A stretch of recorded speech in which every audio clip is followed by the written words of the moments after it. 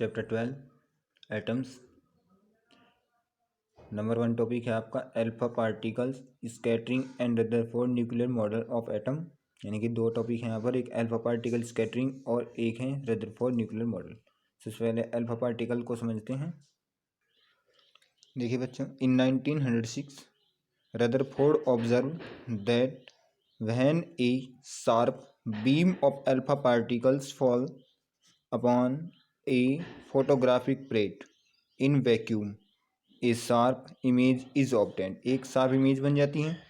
If however, यदि हम ऐसा करते हैं, ए थिन फॉइल मेटल, एक कोई पतली फिल्म रख देते हैं मेटल धातु की, is placed in the path of the beam, the image become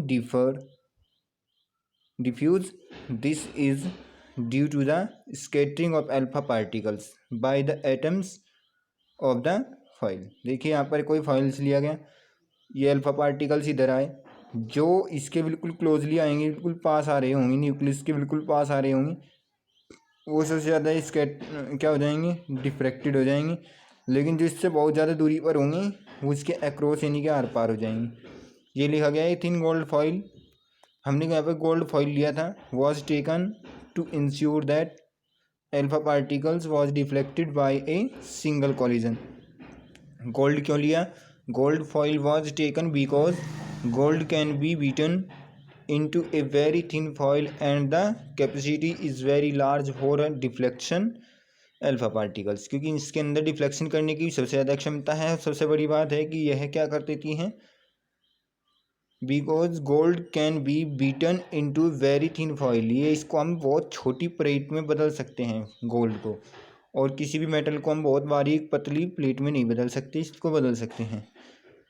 when the scattered alpha particles, जैसे इस पर बौछार की जाएगी अल्फा पार्टिकल्स की, upon the gold foil, then some alpha particles across but a large number, कुछ तो across हो जाएंगे लेकिन बहुत बड़ी संख्या में alpha rays across but a large number of rays deflected. The rate of across rays is 1 out of about 20,000, यानी कि 20,000 डिफ्लेक्टेड होंगी, उनमें से केवल एक ही अक्रॉस या आर पार निकलेगी। The positive charge in the atoms is concentrated in an extremely small space at the center of the atom. This space is called nucleus. इसको हम न्यूक्लियस बोलते हैं, जिस स्पेस होता है ये। देखिए बच्चों, रदरफोर्ड मॉडल ऑफ एटम का, on the basis of the observation of alpha particles, जो ये अल्फा पार्टिकल्स आपने ऊपर पढ़ा था, इसी के अकॉर्डिंग स्कैटरिंग एक्सपेरिमेंट जो आपने पढ़ा था, Rutherford represented a model of atom called Rutherford atom model. In this model the mass of the atom and its whole positive charge are concentrated at the center of the atom in a nucleus radius approximately 10⁻⁻15 metre. जो आपके पास अंदर ही दिखाया गया है nucleus, इसकी जो radius होती है लगभग 10⁻⁻15 metre. Around the nucleus the electrons are distributed in a hollow sphere of radius approximately 10⁻⁻10। जो ये आपके पास हॉलो सर्कल दिखाया गया है, इसकी रेडियस लगभग 10⁻⁻10 metre. The total positive charge is equal to the negative charge of the atoms. उसने कहा कि जितने भी इसके अंदर पॉजिटिव चार्ज होंगे उतने ही बाहर इसके निगेटिव चार्ज होंगे। Rutherford assumed that the electrons in the atom are not stationary but are revolving around the nucleus. उसने कहा था कि ये इसकी चारों ओर गति करते हैं, मोशन में रहते हैं। अब इसकी जो है ड्रॉबैक है कि इसके रदरफोर्ड का जो मॉडल है ये अमान्य क्यों घोषित किया गया।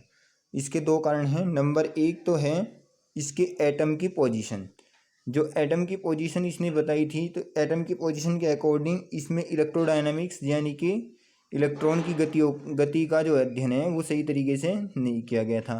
नंबर दो क्या था कि इसके लिए कोई भी एलिमेंट्री ऑर्बिट्स नहीं थी, लाइन स्पेक्ट्रम नहीं दिया गया था। इसके अंदर कहा था कि इसके अंदर ही घूमती रहती हैं, इलेक्ट्रॉन्स होते हैं इसके ऐसे घूमते रहते हैं, लेकिन इसके लिए कोई भी ऑर्बिट्स सेट नहीं की थी। जबकि यह ऑर्बिट्स के अकॉर्डिंग बोर ने बाद में सेट किया था, कि बोर ने इसमें बताया था कि KLMN जो इसके हैं ऑर्बिट्स होती हैं और उनमें इलेक्ट्रॉन गति करते हैं।